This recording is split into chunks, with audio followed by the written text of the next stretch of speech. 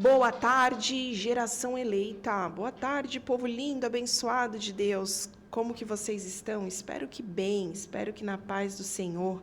Estamos aqui finalizando. Agora sim, eu posso dizer que estamos finalizando esse projeto lindo que Deus nos deu, que Deus nos inspirou a trazer neste mês de setembro, que é o quê? O Setembro Amarelo, a campanha contra a prevenção do suicídio. Narjara, mas nós professamos uma fé, isso não existe. Olha, esse programa ele está acontecendo justamente para tirar da sua cabeça, para abrir a sua mente, o seu entendimento, a entender que nós ainda estamos neste mundo terreno, né? E vamos passar por aflições. Mas a palavra de Deus diz o quê? Que o justo viverão aflições, mas o Senhor nos livra de todas. Então, esse programa ele está sendo especial para mim, para você que vai ouvir, para você que não pode ouvir agora pela rádio, fique tranquilo, que já já nós estaremos disponível lá no YouTube, e eu sei que muitas vidas serão alcançadas. Tem pessoas agora que nesse momento podem estar aí afligidas com pensamentos ou com aflições na alma, no coração, e pensando até em tirar a sua própria vida. Ouça esse conteúdo. Esse conteúdo ele está sendo criado no intuito de te ajudar a levar conhecimento, a fazer você entender que existe um novo de Deus para a sua vida. Deus quer que você floresça, né?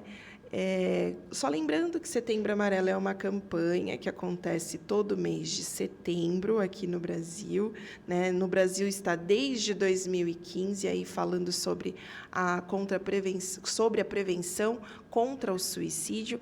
Esse ano a campanha fala: se precisar, peça ajuda.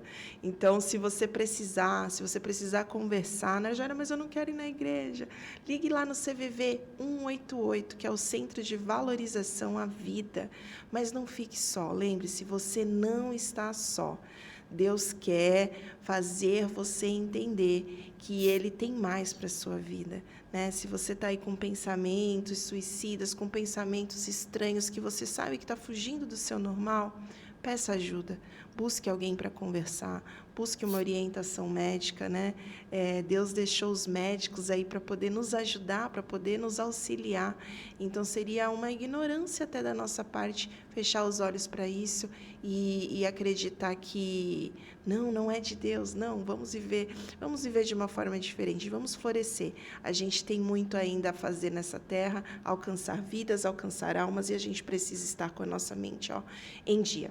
Bom, é com essa abertura que eu apresento o convidado de hoje. Ele é psiquiatra, teólogo, conselheiro cristão, mentor do Ministério Saúde Mental do Cristão. Eu falo com o Dr. Pablo Bernardes. Doutor, boa tarde. Boa tarde, Najara. Boa tarde a todos os ouvintes. É um prazer estar com vocês, para nós conversarmos sobre assuntos relevantes relacionados ao Setembro Amarelo e até outros, e podermos desmistificar muitas questões, podermos esclarecer outras também.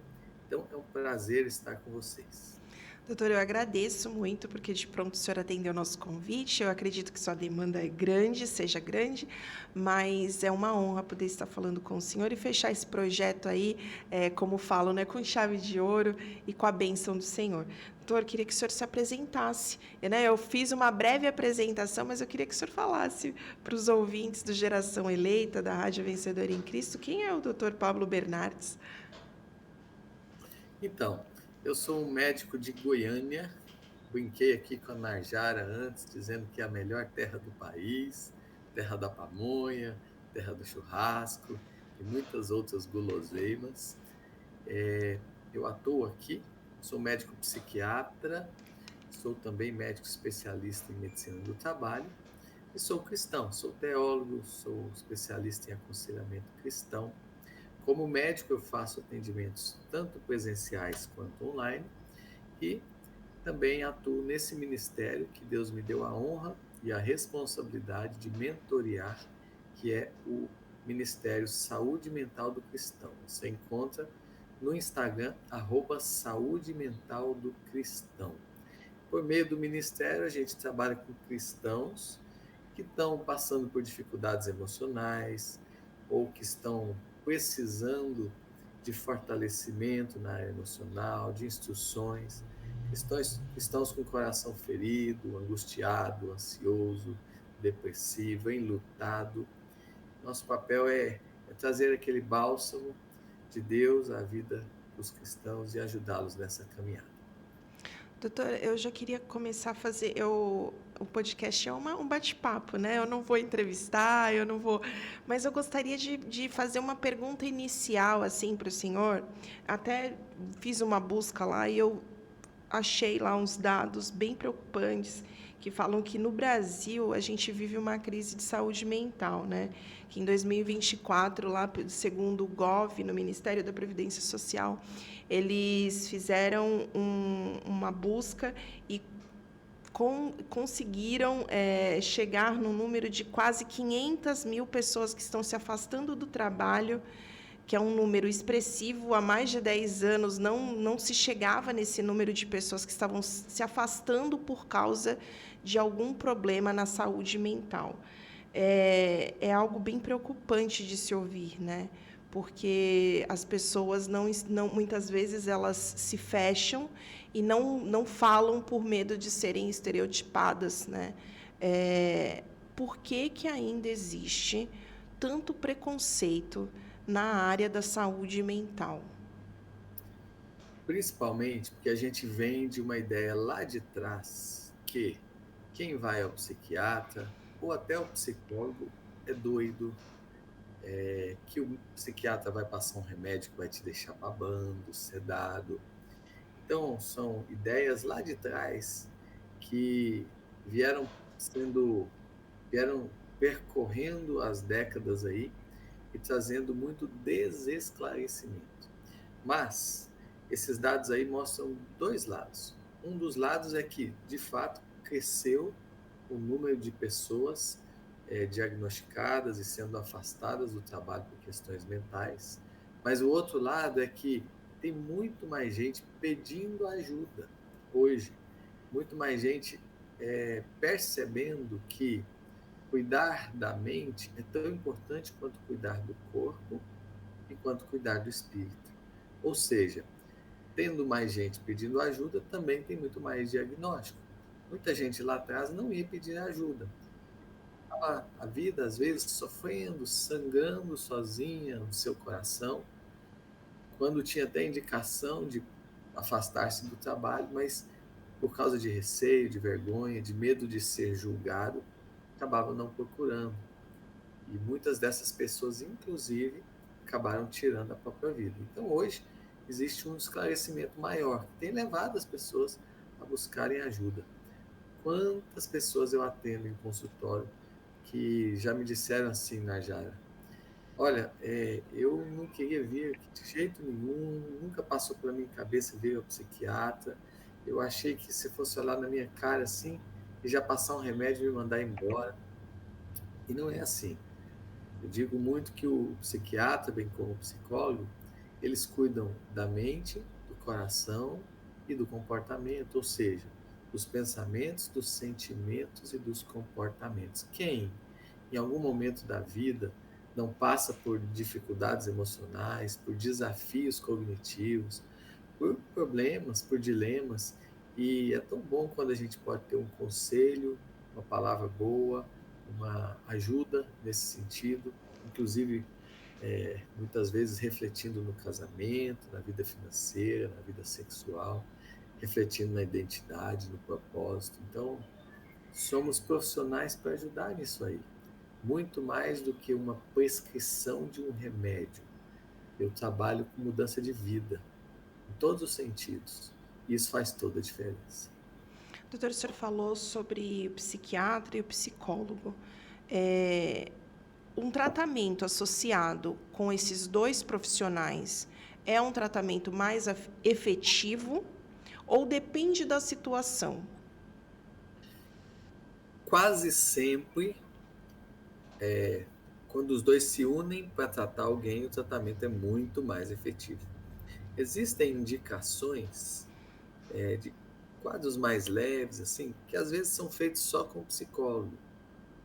bem como existem algumas alterações que envolvem mais questões orgânicas que atingem a mente e que isso pode ser feito só pelo psiquiatra. Mas o ideal é que os dois caminhem juntos como profissionais de apoio nessa área mental e emocional. Muito mais efetivo o tratamento. Eu queria muito que o senhor abordasse, que o senhor tivesse a liberdade para falar, eu não vou nem interromper o senhor, porque eu acho muito interessante a gente falar dessa parte orgânica, né? Na questão de medicação, porque existem pessoas que já chegaram ao ponto já chegaram nessa fase que precisa da medicação. Mas às vezes fala assim, não, eu não vou tomar, eu não aceito, ou porque eu estou dentro da igreja, eu faço a obra, eu sou pastor, né? Eu sou um obreiro, eu sou um membro, eu sou assíduo, eu sirvo a Deus, e como que eu vou aceitar tomar uma medicação? Mas já chegou um momento em que a pessoa precisa de um socorro, né? E falar dessa parte orgânica, eu acredito que seja assim um destravar, né? Uma abertura de portas para esse pensamento que a gente tem, que eu já ouvi até muitos pastores pregando, falando assim, gente, a pessoa que tem problemas com a hipertensão, ela precisa daquela medicação diária para regular os níveis, né? Colesterol. Por que não por que ainda se existe tanto preconceito nessa questão de tomar uma medicação para regular o seu cérebro, os seus até questão hormonais? Eu queria que o senhor falasse dessa parte orgânica, que lhe compete muito, né? Então, nós somos corpo, alma e espírito. A gente muitas vezes cuida tão bem do corpo, aí a gente esquece do coração. Muita gente vai deixando para lá aquelas feridas emocionais lá de trás, aquilo que passou, que machucou e que tem às vezes ainda sangrado em si. Isso é ruim, porque isso pode desencadear muitos sintomas que a gente chama de psicossomáticos, pode desencadear um quadro depressivo, um quadro ansioso e muitas outras coisas mais. Então, o ideal é sempre a gente cuidar do ser humano de uma forma integral. Quando alguém vai ao consultório de um psiquiatra, o psiquiatra ele sempre investiga questões orgânicas também. Vou dar um exemplo prático. Minha avó estava começando a ficar mais para baixo, sabe? E os tios viram e me avisaram, falaram, Pablo, acho que ela está entrando num quadro depressivo. Sua avó você conhece, é bem alegrinha, não está certo isso. Fui conversar com ela. E aí notei algumas alterações nela e falei, vovó, vamos antes de tudo fazer alguns exames? A gente faz rapidinho e eu já vejo os resultados. E a vitamina B12 dela veio muito baixa. Eu repus a B12 e acabou o problema. Era simplesmente uma questão orgânica. Orgânica. Só isso. Por isso que a gente tem que sempre investigar se não tem alguma coisa do ponto de vista orgânico, físico, antes de mais nada. Mas muitas vezes a gente passa questões na vida que desequilibram a nossa parte hormonal ou a nossa parte de neurotransmissores cerebrais. Ou seja, às vezes a gente passa por problemas, por pressões que vão diminuindo a nossa serotonina, a nossa dopamina. São questões químicas, orgânicas, mas que tem a ver com o cérebro, porque é lá que elas atuam principalmente. Quando é assim, qual é o recomendado? Que a gente aumente a produção dessas substâncias, estimule o organismo a produzi-las. E aí que entram as medicações. O que as medicações fazem? Elas aumentam esses neurotransmissores. É isso que elas fazem. Resumindo assim, a maior parte delas, é isso que elas fazem. Então, quando a medicação é usada pela dose certa, no tempo certo, se necessário for, a medicação traz um benefício muito grande, traz um equilíbrio. Quantos pacientes já me disseram, nossa, doutor, eu tava para agredir alguém lá em casa, tava horrível. Hoje eu estou bem controlado. Hoje eu estou muito mais proativo. Hoje eu estou dormindo bem. Hoje eu estou comendo bem. Hoje a minha vida voltou ao normal. com o uso da medicação ali como auxílio também. Claro que ela não é apenas a única ferramenta. Aí vem alguns e dizem, não, mas ó, isso é antibíblico. Aonde que é antibíblico? A Bíblia não proíbe em nenhum texto dela o uso de medicações. Ela não prescreve, mas ela não proíbe. Pelo contrário, nós temos textos que nos fazem pensar sobre isso. Paulo, por exemplo, chegando a Timóteo, disse: Timóteo, use, além de água, um pouco de vinho para o seu estômago, as suas constantes dores estomacais. Olha o que ele estava dizendo. Para usar ali o vinho como uma medicação.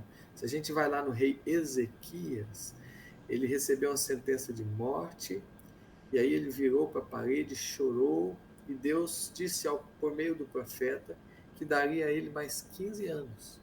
Então o profeta disse a ele: olha, rei, Deus vai te dar mais 15 anos de vida, mas pegue esta pasta de figo e coloque na sua ferida. Olha a própria Bíblia dizendo assim: Deus faz a parte dele, mas a gente tem que fazer a nossa também, a gente tem que se cuidar. E ali ele usou uma medicação, uma pomadinha, uma pasta de figo, para tratar aquele problema. Por que essa diferenciação entre medicação do corpo e a mente? Tanto o corpo e a mente contêm substratos orgânicos. A mente é representada por um cérebro, que pesa de 3,5 kg a 5 kg. Um cérebro que pode ficar doente, assim como ficam os músculos, como fica o pulmão, como fica o coração. Se o cérebro adoece, ele precisa de tratamento. Por que a gente coloca tudo no bojo da falta de fé? Então, não deve ser assim. Eu vejo, por exemplo, grandes pastores, homens de Deus, como o reverendo Augustus Nicodemos, como Hernandes Dias Lopes, dizendo: olha, Deus vai fazer o extraordinário, mas nós devemos fazer o ordinário. O reverendo Hernandes, inclusive, disse assim um dia, está aí nas redes, tem no meu Instagram também. Ele disse: sabe como é que trata a depressão? Com medicação, terapia e fé. Está aí. Esse é o bojo, esse é o combo, né? Eu aplico várias outras ferramentas, obviamente, em consultório, várias. E como as pessoas melhoram? Às vezes eu recebo pessoas com quadros depressivos de décadas, porque ficaram sempre escondendo aquela dor com medo de serem julgadas, ou por causa de vergonha mesmo. Mas quando elas tratam corretamente, nossa, é um alívio tão grande para elas e para aquelas pessoas que convivem com elas. Então, por que a gente fica muitas vezes incrustado em ideias lá de trás? É a mesma coisa de dizer que não pode beber leite depois que come manga, né? Porque vai passar mal. Pelo amor de Deus, gente. Essa ideia é uma ideia lá dos escravos, porque os escravos comiam manga e os chefes deles, os donos das terras, não queriam que eles bebessem o leite dele em excesso, né? Queria armazenar o leite. Então eles implantaram essa ideia. Aí eu fico pensando, mas a gente não toma creme de manga? Né? Sorvete, tantas Sorvete. outras coisas. Então, assim, essas ideias lá de trás precisam ser ressignificadas. E eu digo, com base na palavra, na boa interpretação da palavra de Deus. Jesus disse: os sãos não precisam de médico, os doentes precisam de medicina, de médico. Claro que ele disse isso em outro contexto, mas podemos aplicar também para esse, etc. Então, essa é a ideia. Quando a gente cuida bem do nosso corpo, a gente também tem que cuidar bem da nossa alma, do nosso coração, nossa psique, nossa parte cognitiva e emocional, bem como do nosso espírito. Doutor, muito se fala que depois da pandemia teve esse boom, né, de pessoas recorrendo a um psicólogo, a terapia, a psiquiatra. Mas eu, Najara, com toda a minha falta de entendimento nessa área, na área da saúde, eu entendo que só foi a explosão que já existiam, né, pessoas com diversos problemas acumulados, e na pandemia, como a gente teve aí essa quarentena, muitos ficaram em casa, foi aí veio só verbalizou algo que já existia dentro de si. Qual que é a sua visão sobre isso? O senhor concorda com isso, que já existia e que na pandemia, por nós estarmos mais em casa, mais com a nossa família, mais no interno, isso só aflorou? Então, na verdade, sempre existiram doenças, tanto físicas quanto mentais. Se a gente vai lá na literatura do Egito, da Grécia Antiga, a gente já vai ver muitos livros escritos a respeito disso. A doença dos trabalhadores. Um livro escrito por Bernardino Ramazzini lá atrás. Ele é o pai da medicina do trabalho, contando como que muitos e muitos trabalhadores já tinham doenças relacionadas ao trabalho. Quando a gente vai na palavra de Deus, a gente vê a palavra de Deus descrevendo pessoas endemoniadas, aí já é uma questão espiritual, mas vê também a Bíblia descrevendo pessoas, por exemplo, lunáticas, oprimidas. E aí já não é propriamente uma questão apenas espiritual, ou às vezes nem é espiritual, é mais uma questão mental mesmo. Lunático poderia ser uma pessoa que sofria de uma bipolaridade, ou talvez mais propriamente de uma esquizofrenia, ou alguém simplesmente com um sintoma psicótico. Tá, mas você está falando então de pessoas que realmente precisam do psiquiatra, mas a grande maioria não é assim. Eu pergunto, quem não pode ter um quadro psicótico? Fica 3 dias sem dormir para ver. Então, sim, todos nós estamos sujeitos a qualquer coisa. A Bíblia diz assim: tudo sucede igualmente a todos, ao que dizima e ao que não dizima, ao que serve a Deus e ao que não serve a Deus. Esse texto está lá em Eclesiastes 9. Ou seja, todos nós podemos passar por qualquer coisa na vida. A gente vê um Jonas pedindo a Deus, ou perdendo a vontade de viver. A gente vê um Elias do mesmo jeito. A gente vê Moisés também do mesmo jeito, pedindo a Deus até para tirar a vida dele, se Deus, né, não mudasse aquela situação lá com o povo. Então, assim, somos humanos. A gente vê um Jesus Cristo, Filho de Deus, perfeito, no Getsemane, sofrendo horrores, sangrando ali por meio dos poros, junto com o suor, e pedindo a ajuda dos discípulos, pedindo a companhia dos discípulos para orarem com ele, porque ele estava angustiado. Por que a gente se acha melhor a ponto de dizer não? É falta de fé só, entende? São questões da mente também, que precisam ser cuidadas.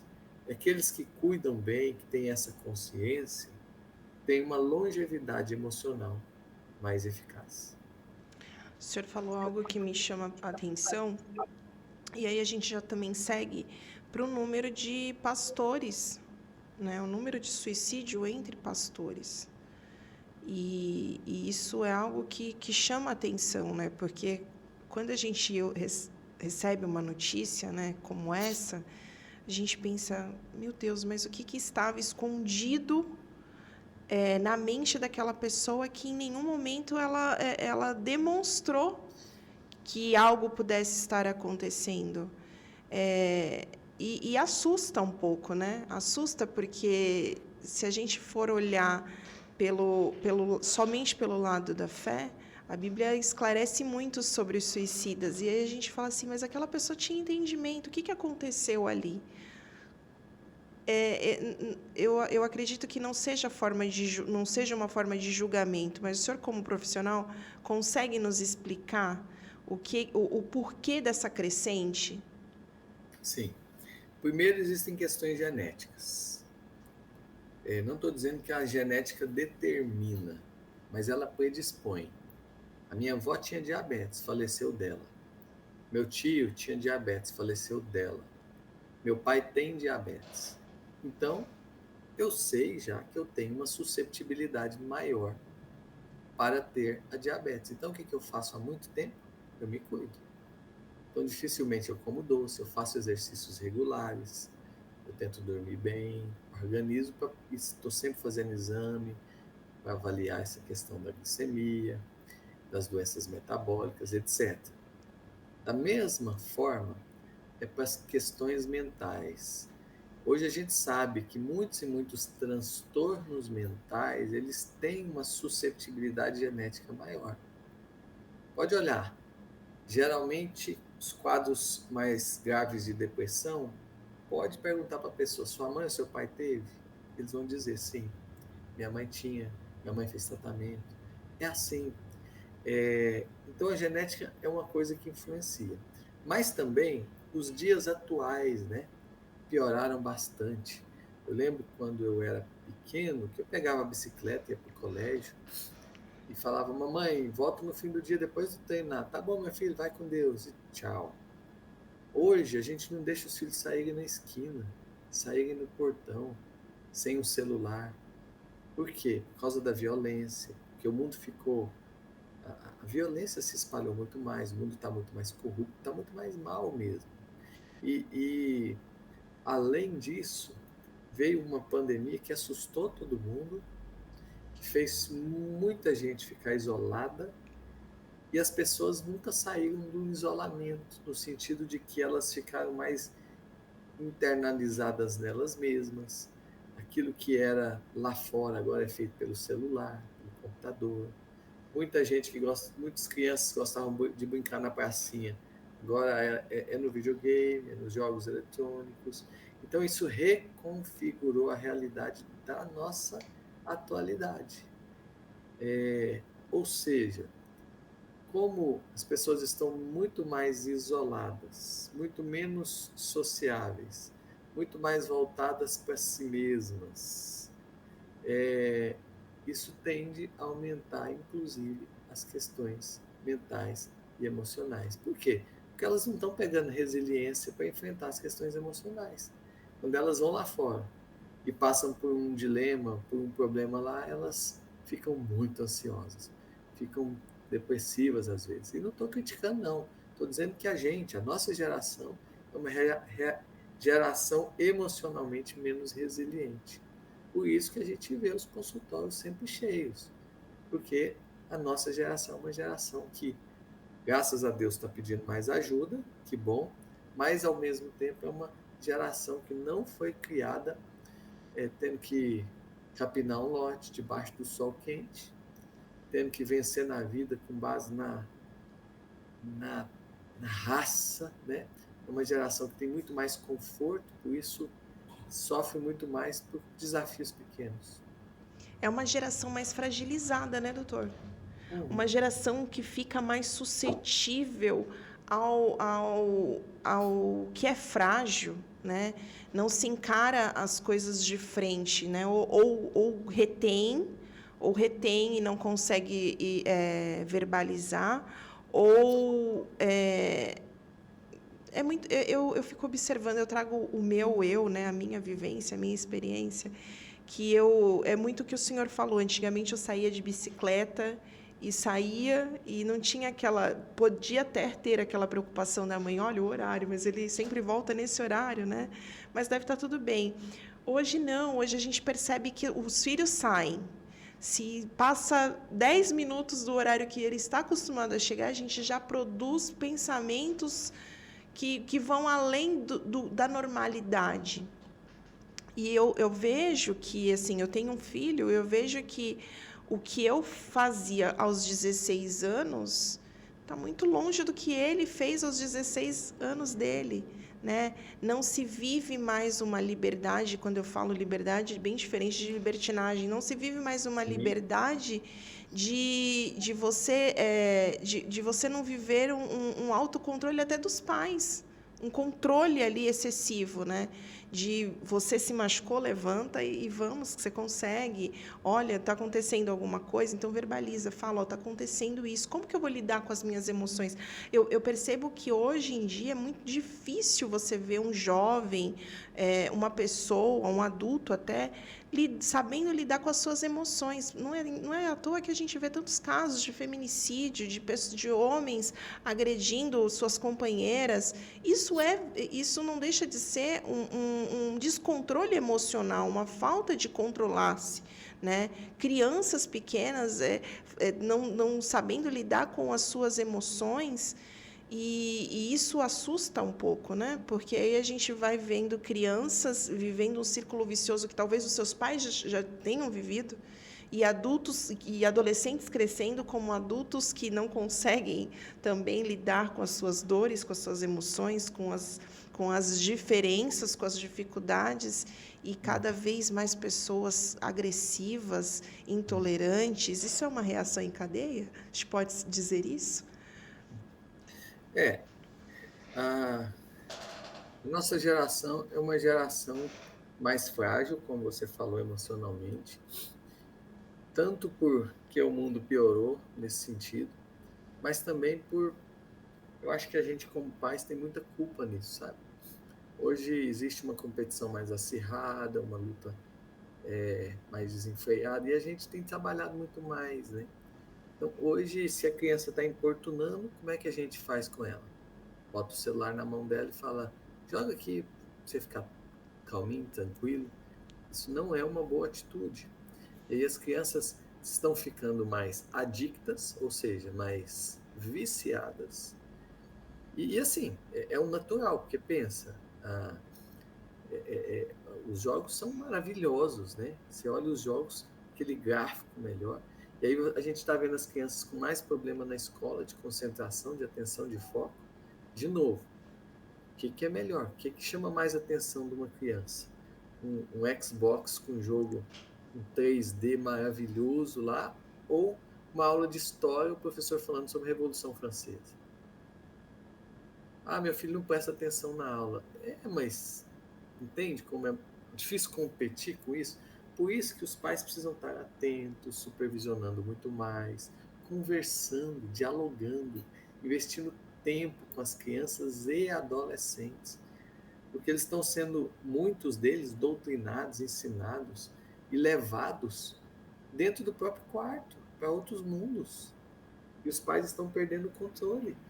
E aí os pais, quando veem os quadros fora do eixo, levam para os profissionais já pedindo, não é nem ajuda não, é pelo amor de Deus, me salva, me socorre, eu não sei mais o que fazer. E a minha pergunta é, o que o senhor fez? O que a senhora fez? Me conta. Sem acuar os pais, para eu entender mesmo.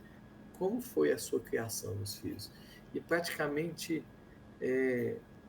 uma grande parte, viu, Najara, reconhece que não tinha tempo suficiente, que trabalhava demais, ou que não sabe lidar com o filho porque nunca aprendeu isso em casa também lá atrás.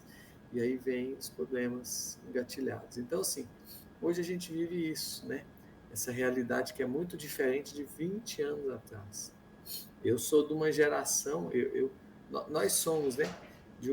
Nós vivemos a transição de dois mundos, né?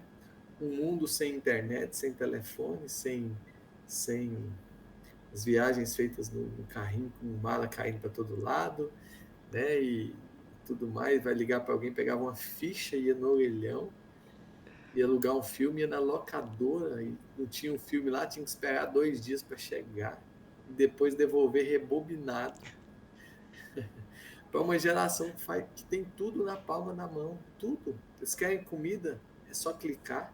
Eles querem jogar, é só clicar. Eles querem ligar para alguém, é só clicar. Eles querem alguma informação sobre alguma coisa, é só clicar. Isso só está piorando, porque agora nós estamos vendo aí pesquisas falando de tarefas de casa feitas pelo chat GPT. Então as crianças estão ficando mais preguiçosas para ler, ficando muito mais preguiçosas para brincar lá fora. O mundo ideal delas é dentro de casa, mas aonde? Dentro do quarto delas com a porta fechada. quanto isso aí não traz de problema. Óbvio, nós não nascemos para ser seres isolados. Nenhum homem é uma ilha, disse o pensador. Nós nascemos para interagir, para sociabilizar. Por isso também tantas questões emocionais. Doutor, o senhor falando e a minha mente está assim, ó, cheia de informação. Mas na palavra de Deus diz que os dias, nos últimos tempos, os dias seriam abreviados. Mas com o advento da internet, a gente percebe, como o senhor falou, tudo é um clique. O que antes nós demorávamos, era para fazer uma ligação, era para falar com alguém, nós mandávamos carta e tinha que esperar essa carta chegar lá, a pessoa receber, depois ela escrevia, nos retornava, demorava mais um tempo. Hoje não. Então, hoje eu percebo que tudo é assim, ó, é um instalar de dedos. Então, as pessoas não têm mais a paciência e a tolerância, né, em esperar algo acontecer, seja em qual for a situação, em qual for a área. E aí isso gera também ansiedade, porque eu percebo. E é automático, é algo involuntário. Porque eu sou da época da carta, e aí eu escrevia a carta e eu esperava, e eu ainda amo isso, eu ainda acho maravilhoso. Tem hora que eu falo assim, não, eu quero escrever. Eu pego o papel e a caneta e meu filho fala, mãe, isso é muito antiquado. Mas a gente leva tempo para escrever, a gente leva tempo, exercita a mente, exercita as emoções de estar ali escrevendo.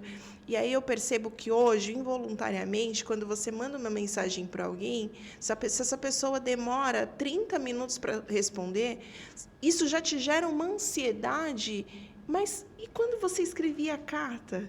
Você ficava naquela expectativa de esperar a pessoa receber, responder, né?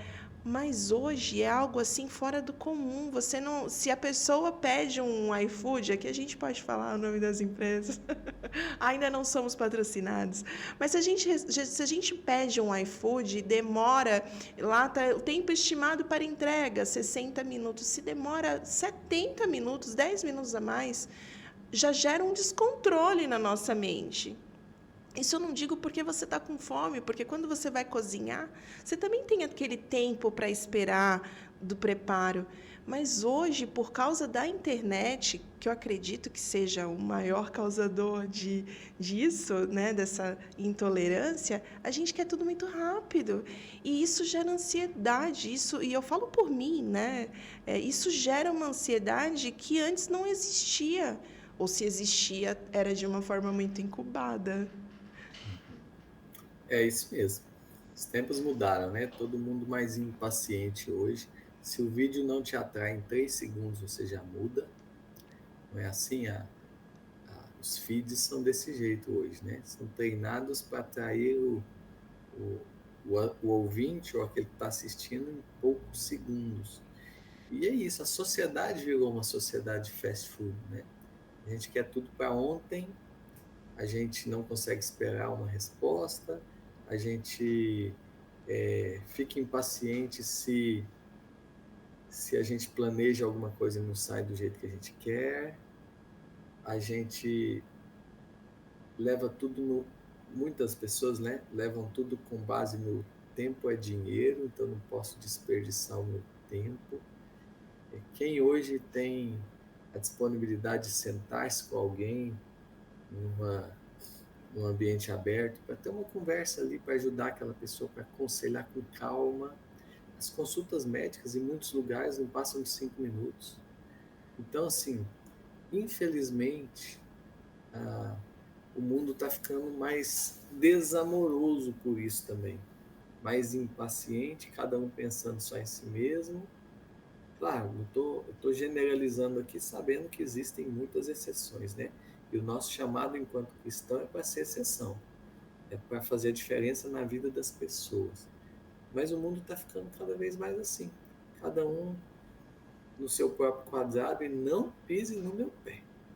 É desse jeito.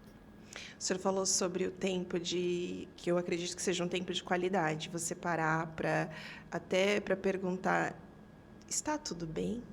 Mas você ter a paciência de esperar o outro falar, não está, ou está. E só abrindo um parênteses, no sábado passado, nós fizemos uma ação aqui na nossa cidade, no litoral de São Paulo. Aceita um abraço ou uma palavra? E as pessoas vinham assim, eu falei, será que isso vai dar certo? Eu sou a pessoa que eu acredito que abraços curam em certas situações, né? Não é generalizando, tá, gente, que está ouvindo aí. Mas em certas situações, você está bem? Um abraço cura.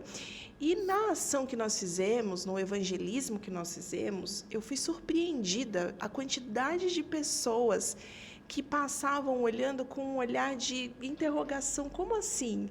E aí voltava, eu quero um abraço. Pessoas que abraçavam assim, que você sentia que estava sendo um bálsamo, um refrigério. Então, eu acredito que esses tempos de qualidade, de você perguntar para o outro se está tudo bem, mas interessado na resposta, né? Em parar e ouvir a resposta, em parar e ter esse tempo de qualidade de, às vezes, somente abraçar ou somente ser o ouvido, né? Hum.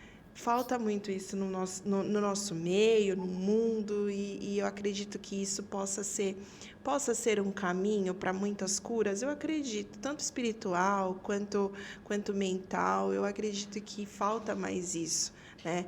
A gente passa tanto tempo revendo os nossos problemas, saboreando os nossos problemas, degustando os nossos problemas, e a gente às vezes é incapaz de olhar para o outro. E aí quando a gente recebe essa notícia, a pessoa, o fulano, se suicidou. E aí é o momento que a gente fala, meu Deus, mas será que eu podia ter feito algo? Uhum. Será que eu podia ter falado? Será que eu podia ter ido abraçar? Será Uhum. que eu podia ter esse lado da escuta? Sabe, Najara, o suicídio, antes de mais nada, ele é um grito de socorro, ele é um pedido por alívio, antes de mais nada. Por isso que, no fundo, ninguém quer tirar a própria vida. No fundo, a pessoa quer ser aliviada. Quantas pessoas que estão na beira de um precipício para pular, chega alguém, começa a conversar, leva aquela palavra que gera um alívio e a pessoa desiste de tirar a própria vida. Essa é a ideia. Então, por isso a necessidade de nós sermos luz nesse mundo. E ser luz é isso, sabe? Às vezes a pessoa está com o coração em trevas. Quando eu falo em trevas, eu não estou levando só para o lado do coração endemoniado, nada disso não. Às vezes ela está com o coração obscuro, entristecido, depressivo, deprimido, para baixo, enlutado. Está com o coração triste, triste, ferido, ferido. Quando a gente leva uma luz nesse sentido, sabe? É tão bom. Eu tenho pacientes, vários, que vão ao consultório e saem de lá sem remédio físico, porque eles recebem ali um remédio para a alma. Uma boa conversa, boas instruções, boas orientações, e saem e falam quando é que vai ser a próxima consulta. Entende? Então, isso é muito mais forte até. Isso é muito mais impactante. Isso muda vidas. Isso muda vidas. Vou contar um testemunho aqui. Aqui em Goiânia a gente faz todo ano uma conferência, chama Conferência de Saúde Mental da Mulher Cristã. Esse próximo ano ela vai abranger os homens também, porque eles pediram tanto que a gente acabou. E aí, nesse ano passado, uma conferência sempre no dia da mulher, naquele final de semana. Nesse ano, em março desse ano, eu sou um dos organizadores, eu tive a ideia de, eu queria muito dar uma rosa, uma flor para cada mulher em comemoração ao Dia da Mulher, até porque o título do meu livro novo é Floresça, o último que eu lancei, Vivendo a Plenitude dos Propósitos de Deus. Mas eu fui, como a conferência é algo nosso, particular, a gente não tem ganho com ela, nenhum, mas a gente tira do bolso, então o gasto já era muito grande. E eu fui ver, para dar uma flor para cada mulher, ia ficar bem caro, são 600 mulheres. Bem, pus em oração, falei, Deus, veio essa vontade no meu coração, se for do Senhor, bem, é, traga isso pra gente de alguma forma, me dá condições e tal. Quando eu estava na semana da conferência, uma mulher fez contato com a minha esposa e falou assim, olha, você sabe quem eu sou? Ela, não, eu sou uma ex-paciente do Dr. Pablo. Quando eu estava com depressão, lá embaixo, alguns anos atrás, ele me ajudou a sair e eu saí completamente, fui totalmente revigorado. E eu senti de Deus no coração de presentear nessa conferência uns chaveirinhos, um chaveirinho para cada mulher, porque eu sou engenheira, tudo e tal, tal, tal. Aí, aí ela falou assim, mas isso me incomodou tanto. Eu falei, não, não é chaveirinho, não é chaveirinho, eu acho que é outra coisa. Eu quero dar uma flor para cada mulher, mas eu quero que ele entregue a flor para cada mulher. Percebe como é, Najara? Ah, Deus usou a minha vida como instrumento na vida daquela mulher que estava com depressão lá atrás. E agora, revigorada, Deus usa a vida dela para ser bênção na vida de 600 mulheres. É um ciclo, é uma bênção. É um ajudando o outro, um deixando de olhar para si para olhar para o outro. Isso é um bálsamo, isso é aliviador. As pessoas que estão tirando a vida aí, elas precisam ser ouvidas, uma escuta ativa, não é aquela audição assim que você está com um olho no celular e um outro olho nela. É uma escuta ativa, é olhar nos olhos, prestar atenção no que ela fala. Eu digo aos meus alunos de psiquiatria que a gente tem que prestar atenção no que os pacientes falam e no que os pacientes calam. Muitas vezes eles não querem dizer algumas coisas, mas estão dizendo com os olhos, estão gritando com gestos, com a forma de chorar, com a forma de calar-se, com a forma de fazer alguma observação. Então, isso é importante, sabe? Falta muito isso e todo mundo pode fazer isso. Eu posso prestar atenção em alguém da minha família. Por que meu filho está mais triste? Por que minha filha está mais inquieta? Por que meu filho veio com alguma nota baixa esse semestre? Ele não é assim. Por que a minha filha está com um discurso um pouco diferente? O que está acontecendo? A gente precisa ser mais perceptivo, ser mais amoroso mesmo, acolhedor, sabe? Empático, né, também. Isso, se colocar no lugar do outro, né? Isso é muito importante. Era Doutor, assim que Jesus lidava com as pessoas. é, e a palavra dele diz que nós precisamos ser imitadores de Cristo, né? E a gente está muito longe. Quando a gente vê situações assim, a gente percebe que a gente está cada dia mais distante de sermos imitadores dele. E que nós possamos abrir os olhos, porque ainda dá tempo, né? Ainda dá tempo. O senhor falou sobre genética, né?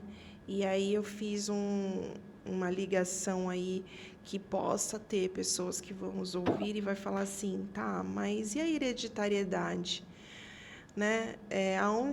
Aonde que se encontra? É uma linha tênue aí, né? De falar, mas isso é genético, mas aí vai ter o cristão que vai falar assim, mas eu vou para a reunião de libertação e eu não aceito nenhum problema hereditário na minha vida. Aonde que a gente pode fazer esse comparativo deixar de existir? Sim. Uma coisa é hereditariedade, outra coisa é padrão. Então, por exemplo, se eu venho de uma família que tem um bisavô que bebe, um avô que bebe, um pai que bebe, chega em mim, eu tenho uma susceptibilidade maior para beber também. Eu posso quebrar aquele padrão hereditário, mudando o padrão para um padrão funcional, um padrão sarado. Beleza, todos nós podemos fazer isso. José mudou um padrão da família dele. Ele veio de um avô que amava mais um dos filhos, de um pai que amava mais um dos filhos, inclusive amava ele mais. Isaac amava mais Esaú e Jacó amava mais José. Quando chegou em José, José quebrou esse padrão. Ele não pôs isso para frente. Ele veio de uma família que era uma família reativa, que quando brigavam um queria matar o outro. Quando chegou em José, E ele foi tão lesado pelos irmãos, ele perdoou os irmãos e ainda cuidou deles. Ele quebrou os padrões lá de trás. Isso é uma coisa. A outra coisa é hereditariedade. Hereditariedade está no gene. A gente não muda no culto de libertação um gene. A gente muda a forma de pensar, a gente muda o comportamento, a gente muda sentimento. Então, ok. Gene não. Você consegue, se você orar ao Senhor, você consegue mudar a cor dos seus olhos? Não tem jeito. Ah, mas Deus pode fazer. Não, Deus faz o que Ele quer. Mas Ele faz isso? Tem coisas que Deus não faz. É porque Ele não quer mesmo. Porque não é da vontade dEle. Porque Ele já estabeleceu lá nos genes para algum propósito. Então, a gente tem genes para tudo na nossa vida. De novo, não quer dizer que os genes determinem. Algumas coisas eles determinam. A cor dos olhos eles determinam. O tipo de sangue eles determinam. As questões mentais eles não determinam, mas eles geram susceptibilidade. Então, se eu tenho família que é mais depressiva, eu tenho uma maior susceptibilidade a ter uma depressão também. Agora, eu posso também escolher a maneira como eu quero viver. Se eu tiver bons hábitos, eu vou calar a expressão desses genes da depressão. Ou seja, aquilo que é hereditário, que teve voz nos meus antepassados, em mim não vai ter voz por causa da maneira como eu escolhi viver. Perfeito. Doutor, quanto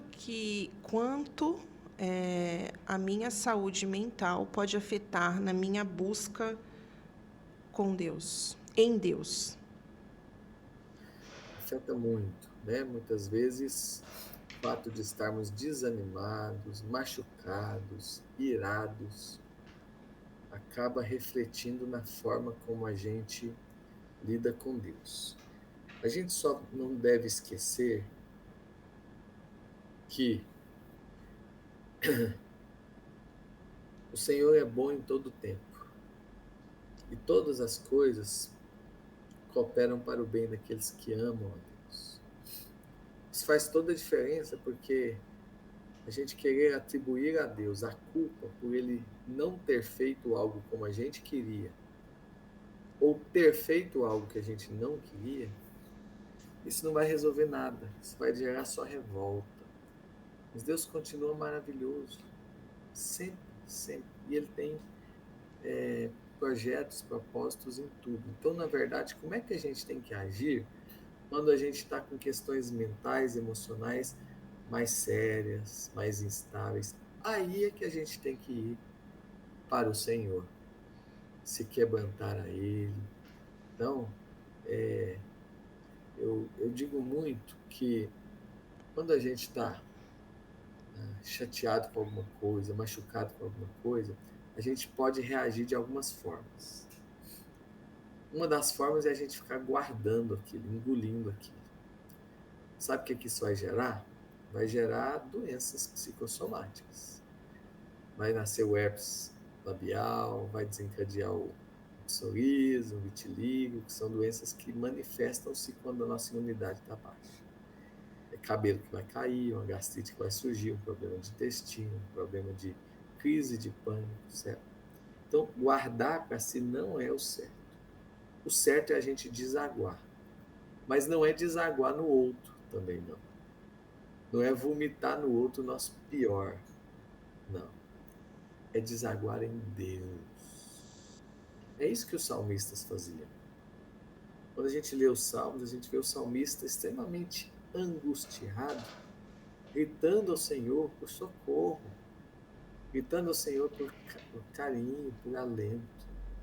Então, quando a gente está com questões emocionais difíceis, a melhor coisa que a gente faz na vida, o certo, é a gente, além de procurar ajuda médica, né? Claro, ajuda do pastor, claro, é a gente ir para o nosso cantinho, fechar as portas, e ali a gente desaguar ao Senhor. Quantas vezes, né, eu já, com o coração moído, chateado, eu ia para o meu cantinho e dizia ao Senhor: Deus, hoje eu não consigo nem orar, tanto que eu estou triste. Mas eu continuo confiando. Então, me dá um colo agora, preciso de um colo, Senhor. E pela fé, Deus supria essa minha necessidade, acalentando o meu coração, consolando, trazendo alívio. Tá vendo como é que a gente não precisa tirar a própria vida? A gente tem um Deus que dá vida, que dá consolo, que dá o alívio que a gente precisa. Eu gosto muito de um versículo que diz assim, Salmo 73, 26, diz assim: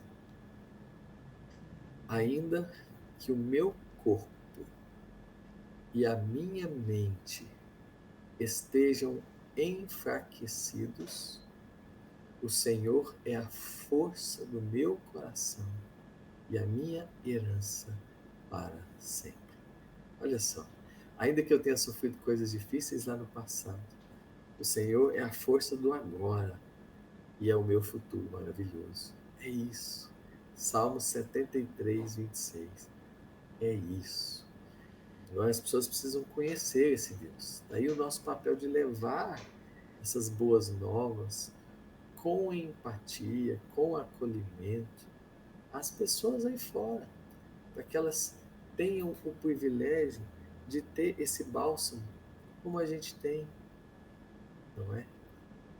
Isso faz toda a diferença nesse mundo tão angustiado que a gente vive, tão difícil. Doutor, você falou em desaguar, né? Mas a gente pode também, esse conteúdo pode chegar naquela pessoa que hoje faz uso de medicação, já passou Sim. por um psiquiatra, faz terapia, mas continua vivendo uma vida de amargura, de aflição. A gente pode dizer que aí eu acredito que eu posso dizer para a pessoa, será que não é o momento de você olhar para o teu espiritual? Mas o senhor, como médico, psiquiatra, o que o senhor diria para essa pessoa? Então, eu não posso em consultório, Najara, trazer expressamente a minha fé, né? A não ser que a pessoa peça, que ela tenha o consentimento dela, essas coisas, né? Mas meu papel ali é oferecer ajuda, oferecer um conselho bom, né? Boas orientações. Agora, de cristão para cristão, eu faço esse aconselhamento e aí eu entro a fundo na palavra de Deus. Porque não há nada que penetre tão profundo quanto a palavra de Deus. Hebreus diz que ela penetra até o ponto de dividir alma e espírito, juntas e medulas. Não tem nada tão profundo quanto a palavra de Deus, que vai e cava o mais interior. Por isso Davi dizia assim, Senhor, sonda o meu coração, vê se tem alguma coisa ali. Mai, guia-me pelo caminho eterno. Ele estava dizendo, Deus, vê o que está errado ainda na minha vida, o que está angustiando minha alma, o que está me machucando. Deus, me ajuda e me guia pelo caminho eterno. É isso, sabe? É, olha, não nos enganemos. Ah, o alicerce, digo de cristão para cristãos, o alicerce da boa saúde emocional é a saúde espiritual. Quando a gente está com o espírito fortalecido em Deus, não fica muito mais fácil da gente lidar com as questões do dia a dia? Paulo disse isso, né? Eu posso enfrentar todas as coisas naquele que me fortalece. Tá aí, então assim, quando a nossa fé está bem arraigada na rocha eterna, a casa não cai. Ela pode até tremer, né? Nada impede que a gente passe coisas difíceis na vida. A gente fica sabendo uma notícia ruim, acontece um acidente, acontece uma coisa que nos abala, mas isso não nos leva a sairmos do eixo, a nos desequilibrarmos de uma forma muito, muito grande se o nosso coração estiver no Senhor. Esse é o nosso alicerce, a nossa fé. Doutor Paulo, quando que existe um sinal, uma luzinha vermelha que me indica que agora é a hora de eu procurar ajuda? Sim. Comece a notar assim, ó. Você vê que seu comportamento está ficando diferente. Você está ficando mais irritado, mais explosivo, mais ansioso, mais desanimado, mais triste. Você fala, olha, já tem um tempo que eu estou com um comportamento meio diferente, minhas pessoas estão comentando. E se você nota que você está disfuncional, mais disfuncional, não está conseguindo trabalhar ou estudar com o mesmo afinco, aí é hora de pedir ajuda. São sinais importantes aí para que alguma coisa seja feita ainda no início. Eu queria que o senhor falasse um pouquinho mais sobre o seu ministério, Saúde Mental do Cristão. Sim, sim. Esse é um ministério a partir do qual a gente trabalha com alguns vieses para ajudar o cristão na saúde mental, emocional. Então, todos os dias de manhã a gente manda uma meditação bíblica, no WhatsApp mesmo, milhares de pessoas. É uma meditação da palavra de Deus, uma pequena devocional para alimentar-nos. É tão bom, né? Começar o dia pensando na palavra de Deus, nas questões de Deus. O ministério também, por meio dele, a gente faz palestras, faz ministrações. Semana passada eu estava ministrando a casais numa igreja. Semana que vem estarei ministrando a mães atípicas, mães que têm filhos com questões, com deficiências. Como que a gente pode cuidar do coração delas? Essa é uma palestra que eu vou dar num outro estado, eu vou para Minas Gerais para dar essa palestra, BH. Então, o Ministério, a gente trabalha com ministrações também. A gente trabalha com livros, são vários livros escritos. Tem um livro chamado Depressão no Cristão, um livro para ajudar os cristãos que passam pela depressão. Um outro se chama Controle de Ver Sua Ansiedade. A gente vai também ajudar com esse livro por meio de ferramentas bíblicas e médicas. Um livro que se chama Burnout,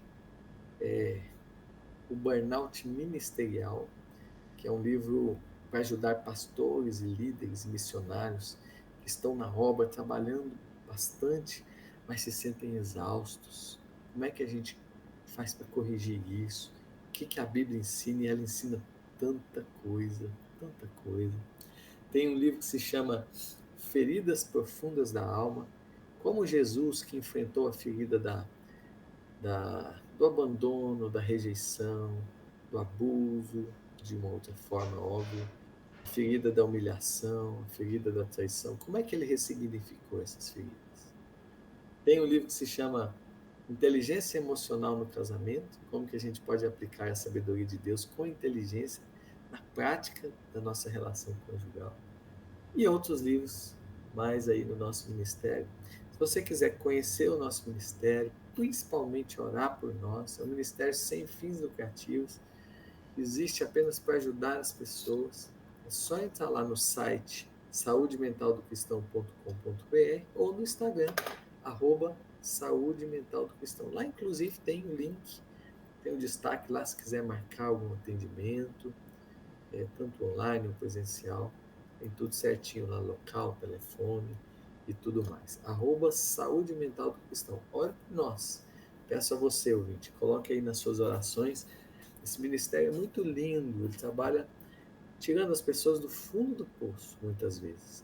Mas é de imensa responsabilidade, porque a gente trabalha uma das coisas mais preciosas e profundas do ser humano, o coração dele, as emoções dele. Então precisa de muita direção e sabedoria do Senhor. Para adquirir os seus livros através do site? Tanto pelo site quanto pelo Instagram. Lá no Instagram também tem a bolinha lá dos livros, só clicar e fazer os pedidos que a gente manda. Quando a gente colocar o link lá quando nós colocamos os cortes no Instagram desse programa, desse conteúdo, a gente vai colocar o link lá certinho, o seu endereço no site. para que as pessoas consigam ter acesso aos seus livros, ao seu trabalho, ao conteúdo que o senhor produz, que eu tenho certeza que é abençoado. Eu pude dar uma olhada lá e eu já fiquei assim maravilhada como Deus inspira as pessoas a trabalhar para Ele de uma forma linda, né? E que principalmente alcança vidas. Amém. Doutor, a pergunta que eu vou fazer agora teria que ser lá no começo, mas a gente já começou e eu acabei passando aqui, até peço desculpas. Mas o senhor pode exemplificar para os nossos ouvintes o que é a depressão? Qual a diferença da depressão para a ansiedade? Sim. Vou começar pela ansiedade. A ansiedade, antes de tudo, é uma emoção. Tal como a tristeza, tal como a alegria, tal como a ira, tal como o medo. Então, olha só, um pouquinho dessa emoção, ansiedade, a gente tem que ter, acredite. Se a gente não tiver, tal como o medo, tal como a tristeza, se a gente não tiver um pouco de tristeza na vida, a gente não cresce. A palavra de Deus diz assim, que com a tristeza se faz melhor o coração. A gente reflete melhor quando está triste, não é? A gente vivesse no eterno estado de alegria aqui, a gente não refletiria. Então, um pouquinho de tristeza é importante. A gente só não pode morar na tristeza. Até porque o fruto do Espírito começa com amor, alegria. Da mesma forma, a ira. Um pouco de ira a gente tem que ter. É a insatisfação por coisas que estão erradas. Mas a gente não pode passar do ponto. A Bíblia diz: irai-vos, está tudo certo, mas não Pequei. pequeis. Um pouco de medo também é importante, sabia? Sem medo nenhum, a gente atravessa a rua sem olhar para os dois lados.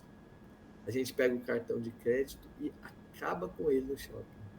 Mas é porque a gente tem medo do que vai vir que a gente segura a onda. Então, um pouquinho de medo está tudo certo, mas medo que nos desestabiliza, aí não. Esse não. Por isso a palavra de Deus diz, nesse sentido aí, não temais. Um pouquinho de ansiedade é importante para nos levantar da cama todos os dias.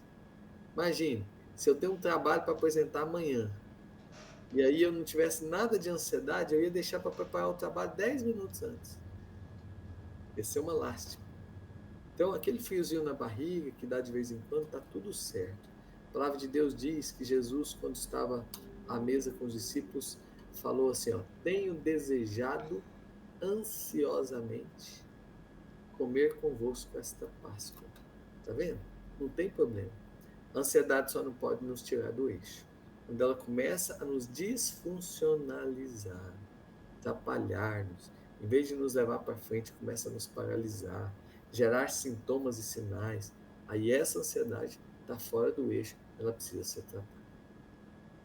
A depressão já é uma doença, transtorno depressivo. Transtorno depressivo não é uma tristeza. Tristeza acontece toda hora, volta e meia, né? O cachorrinho morreu, a gente fica triste ali uns dias, tal, depois passa, isso não é depressão. Depressão é um transtorno que tem que ter muitos dias, a literatura fala no máximo, no mínimo 14 dias, de um estado de tristeza profunda e ou desânimo profundo, com outros sintomas associados, como alteração do apetite, alteração do sono, como fatigabilidade, como déficit cognitivo, diminuição da memória, concentração, atenção, essas coisas, e como pensamentos, muitas vezes até de morte. Então, por isso, a ideia de quando a pessoa está falando em tirar a própria vida, ela pode estar num quadro depressivo, ela precisa de ajuda. Ajuda.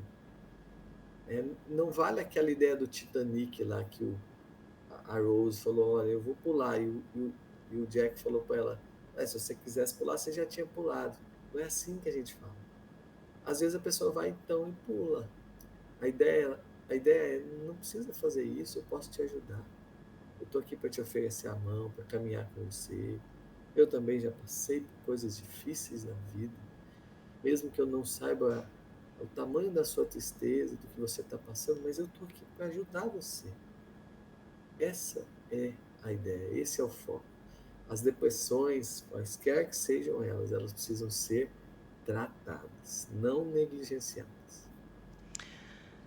Já estamos nos encaminhando aqui para os minutos finais desse episódio tão especial. E eu louvo a Deus por eu pedi, né? Eu vou abrir aqui um parênteses para falar, doutor. Eu pedi muito para Deus, não, no que Deus me falou lá no finalzinho de agosto, seriam 3 episódios, né? Não tinha essa ideia de trazer um psiquiatra. Mas no meio do projeto eu comecei a vir isso na minha mente, né? Eu falei, poxa, vai faltar essa parte, né? E aí eu falei, meu Deus, me ajuda, né? Eu tenho psiquiatra na família e fui assim, pedir para Deus, mas aquele assim, eu peço para Deus, mas aí eu coloco a minha mão, eu não espero Deus responder. Fiz o convite, a pessoa não deu muita atenção. E aí eu falei, Deus, tá terminando o mês. Fui atrás de uma outra pessoa e também não obtive uma resposta quando eu encontrei o Senhor. E eu falei assim, meu Deus, né? A minha oração foi que Ele compreenda esse projeto tão bonito, que foi o Senhor que me deu. E eu creio que o Senhor que vai fechar essa ideia, né? Essa ideia não surgiu de repente. E aí, quando o Senhor mandou a mensagem, eu falei, meu Deus, foi uma alegria no meu coração tão grande, porque eu sabia que esse conteúdo ia ajudar pessoas. E a gente não pode passar nesse mundo sem que a gente faça alguma coisa. Eu falei, Deus, eu preciso fazer alguma coisa, eu preciso olhar não somente no Setembro Amarelo, você que está ouvindo. Setembro Amarelo foi um mês específico para uma campanha grandiosa e linda, mas a gente tem que fazer todos os dias, todos os meses, a gente precisa olhar para o outro, a gente precisa olhar para a gente. Entender, tem algo que não está legal, que não era, não era assim, eu não fazia isso, eu não era tão introspectiva. A gente tem que olhar para nós, para o nosso eu ou para o nosso próximo, com um olhar de amor, sem julgamento, sem apontamento. Então, assim, eu estou maravilhada em conversar com o Senhor, eu estou muito feliz, porque eu sei que pessoas vão ser alcançadas, vão procurar ajuda e vão assim mudar a sua perspectiva de vida, né? Vão olhar para si e vão falar, eu preciso de ajuda e tá tudo bem. Tá tudo bem, isso não é nada fora do comum. Eu vou buscar, eu sempre falo o novo de Deus, quando a gente tira o vinho velho, né? Deus enche aquele odre de vinho novo e a gente vai viver o novo. E não dá para se viver o novo vivendo uma saúde, não tendo cuidado com a nossa saúde. Eu não digo só na mental, eu digo o nosso templo. A gente tem que olhar para o nosso templo como o templo do Espírito Santo, e a gente precisa se cuidar e cuidar dos outros. Às vezes é o nosso filho, às vezes é o nosso pai, mãe, às vezes é o vizinho. A gente precisa estar preparado, abrir a nossa mente para receber essas pessoas com amor, com empatia, e saber que Deus está no controle das nossas vidas. Doutor, eu já estou agradecendo antes do tempo, porque eu estou muito feliz de receber o senhor. A pergunta final é assim, eu recebi o diagnóstico, o que eu faço agora? Eu não aceito, ou eu aceitei, mas, doutor Pablo, o que eu faço? Então, a ideia quando a gente recebe diagnóstico de qualquer que seja a área da medicina é a gente cuidar, né? É a gente tratar aquilo ali da melhor forma. Se tratam de questões emocionais, os dois profissionais que cuidam disso é o psiquiatra e o psicólogo. Muito importante a ação do psicólogo. O psicólogo vai ajudar você a se conhecer melhor, a entender seus limites, suas origens, suas feridas lá de trás. E o psiquiatra ajuda nisso também, além de atuar na parte orgânica. Então, são dois profissionais que vão te ajudar a ressignificar a sua vida por completo. Então, quando a gente recebe o diagnóstico, A gente não deve, primeiro, nos esconder por trás do diagnóstico e passar a vida se vitimizando, murmurando, rebelde. Segundo, a gente não deve pegar o diagnóstico, botar debaixo do tapete e ir seguir a vida. Não. A gente pega o diagnóstico e entende que é mais um desafio que a gente tem para enfrentar com a ajuda do Senhor. Então, joelhos dobrados, coração quebrantado para Ele e a ajuda dos profissionais. O senhor falou sobre algo agora há pouco, e eu queria que o senhor, eu já vou até preparar aqui, anotar para a edição fazer um corte sobre isso, porque me chamou muito a atenção. O senhor falou sobre burnout. Pastores, pessoas que fazem a obra ativamente, acabam muitas vezes exigindo muito de si, e nesse caminhar pode se sobrecarregar. Queria que o senhor falasse sobre o burnout, algo bem, bem específico para pessoas que estão fazendo a obra. Burnout é uma síndrome do esgotamento, que advém não dos ventos que a gente sofre aí fora. Nossa, com tanta coisa vindo em cima de mim, tanto problema, fiquei com burnout. Não. Burnout vem porque a gente não consegue, muitas vezes, estabelecer os limites certos. É como se fosse uma vela que a gente acende na sala e deixa a janela aberta. A janela aberta, pela janela aberta vai entrando o vento vai batendo na chama e a gente fala, não, isso é um ventinho de nada. Só que o vento vai batendo. Chega uma hora que ele apaga, ele queima aquela chama. Burnout é isso, queima por completo, queimar por completo, burnout. Nós todos temos um vigor, uma chama, e emocional, física, e muitas vezes a gente se deixa ir queimando pelo tanto de demanda que a gente permite entrando na nossa vida. Questões emocionais, questões às vezes até espirituais, e a gente vai ficando exausto, vai cansando, vai chegando a um quadro de desgaste emocional muito grande, que é o que acontece muito com pastores e missionários, né? Pensa, pastor, se ele não impuser limite, toda hora tem uma demanda. Um irmãozinho que liga às 3h30 da manhã, uma formatura, um casamento, um aniversário, um batizado, gente para visitar em hospital, tem que administrar a igreja, tem